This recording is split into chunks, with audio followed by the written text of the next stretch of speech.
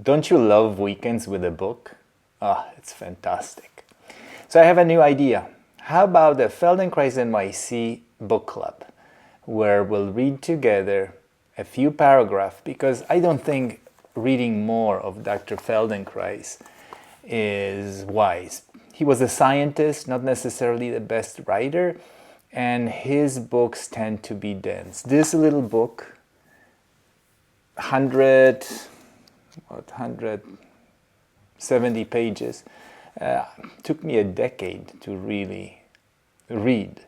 I've read it many times back and forth, but the material is so rich. So what I'd like to do is I'd like to read a paragraph or two, and then I'll let you know what my thoughts and what that material brings in me. And I'll be interested in you commenting below to see what you learn or how you understand the work of Dr. Feldenkrais and the topics that he covers. So let's start with the book called Awareness Through Movement. This is the old version. If you order it now, it will be a new cover, but the text is the same. I'm teaching a workshop, a course on posture, on better posture. So why don't we start with a chapter that's called, this is actually a lesson 1, what is good posture? And we'll read a paragraph. What is good posture? Standing properly is not straight. Sit straight, stand straight. This is often said by mothers, teachers, and others who give this directive in good faith and to the fullest confidence in what they're saying. If you were to ask them just how one does sit or stand straight, they would answer, "What do you mean? Don't you know what straight means? Straight is straight." Some people do indeed walk and stand straight with their backs erect and their heads held high. And of course, there is an element of standing straight in their posture. If you watch a child or an adult who has been told to sit or stand straight, it is evident that he agrees that there is something wrong with the way he is managing his body, and he will quickly try to straighten his back or raise his head. He will do this thinking that he is thereby achieved the proper posture, but he cannot maintain this correct position without the continuous effort. As soon as his attention shifts to some activity that is either necessary, urgent, or interesting, he will slump back to his original posture. It's almost certain that he will not try to hold himself straight again unless he's reminded to do so, or unless he himself feels that he has neglected this instruction. So that's the first paragraph. Of course, a lot of him, the old language. But the way I understand, we often use language and we don't necessarily understand what it means. We take it for granted, concept like sit up straight.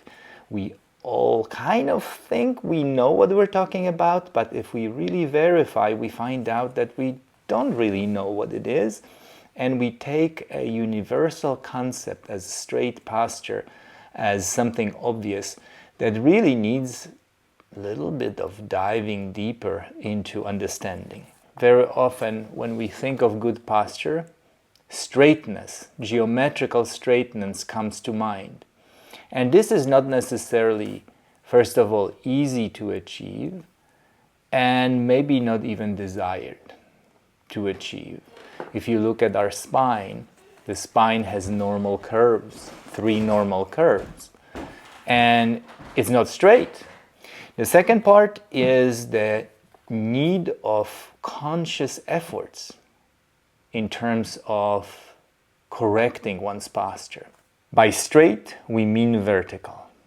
When we speak of standing straight, in this sense, we almost always mean vertical.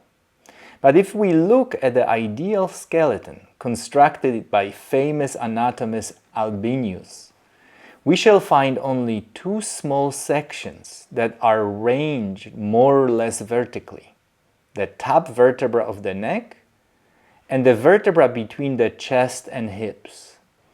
No other bone in the entire skeleton is placed in a precisely vertical direction, although the bones of the arms are sometimes held more or less vertically.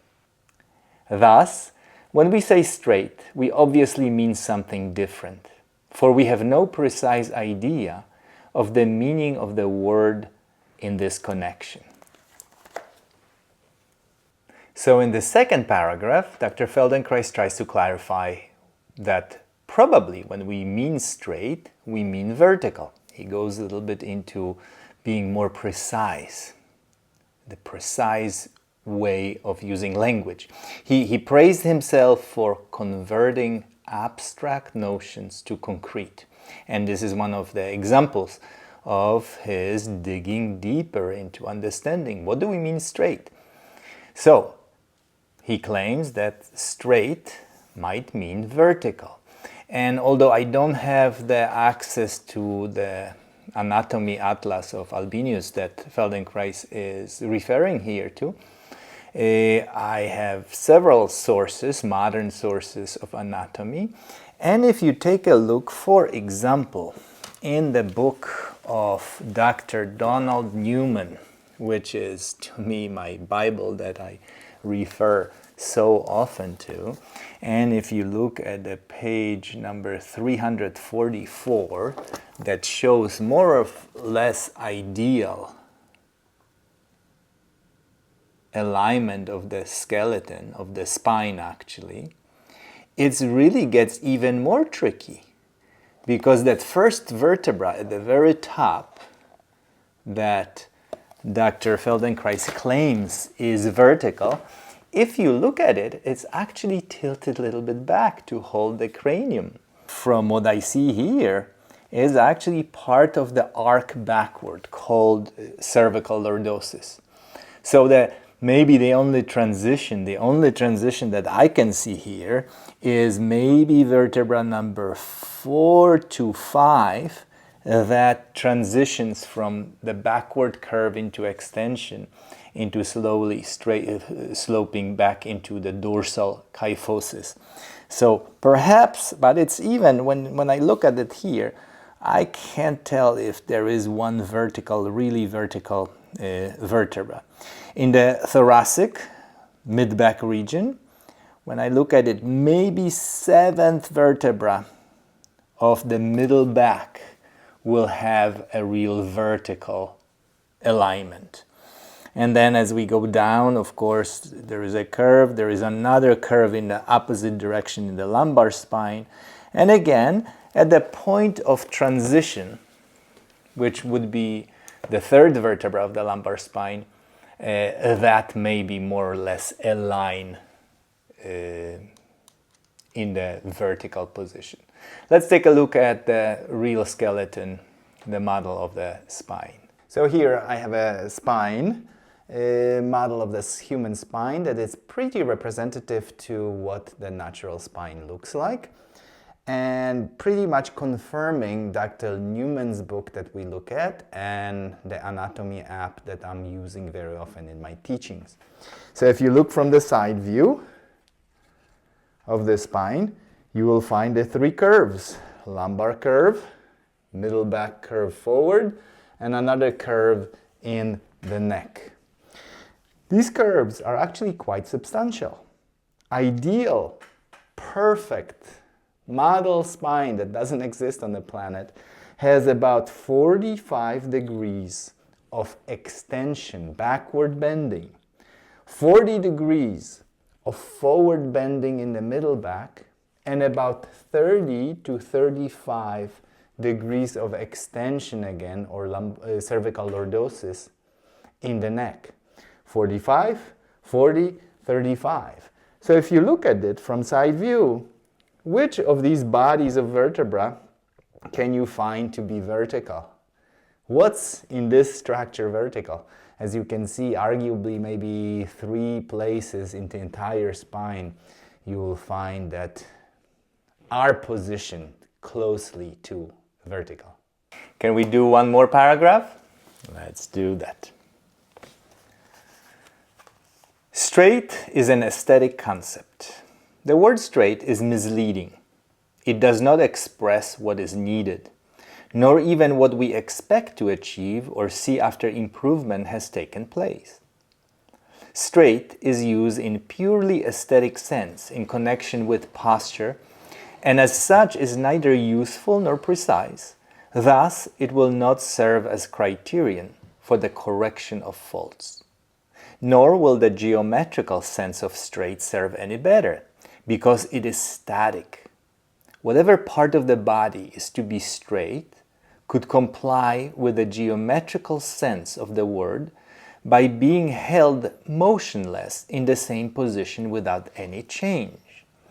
To appreciate fully how little the accepted meaning of straight coincides with what is right in posture, we have only to consider the case of a man who has broken his back and is unable to straighten it. How shall he stand or sit? Can a disabled person really not use his body properly, efficiently, and gracefully? There are many cripples whose ability in this respect surpasses that of healthy people. There are persons who have suffered severe damage to their bone structure, and yet the power, accuracy, and grace of their movements are outstanding. But the concept of straight simply cannot be applied to them at all. So he introduces here the idea that posture is not something static, that there is an error or limitation in viewing posture from the static point of view.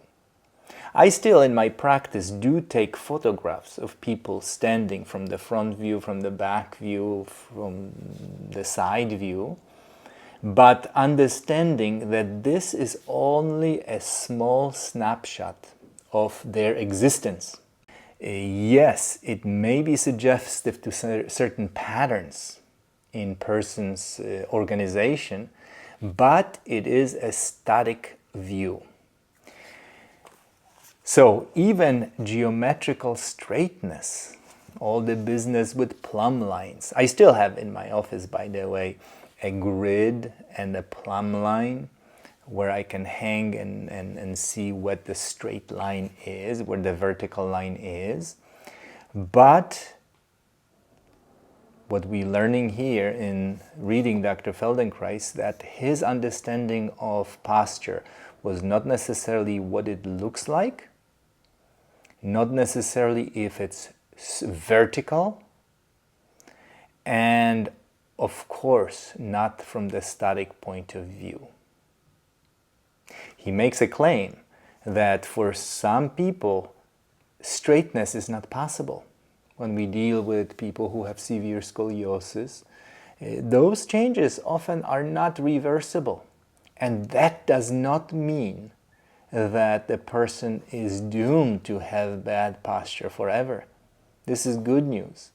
In fact, majority of population in the world has a certain amount of scoliosis. You and I are likely to have some scoliosis in our spine, but that doesn't necessarily mean that we cannot move beautifully, be potent, be able to do and manage our lives fully without any problems. And this last sentence in this paragraph is very important to me, where he says that there are persons who have suffered severe damage to their bone structure, and yet the power, accuracy, and grace of their movements are outstanding. Power, accuracy, and grace of movements. So what do you think about the idea of reading together and having a discussion about the topics covered in this book? I'd love to hear what your thoughts are, what your observations and what your understanding of good posture and your reactions to Dr. Feldenkrais' words. Please use the comments below, and the next time I'm planning to read the next 3 paragraphs, which are skeleton, muscles, and gravity, relaxation, a concept that is often misunderstood, and no awareness of action in anti-gravity muscles. Cheers for now.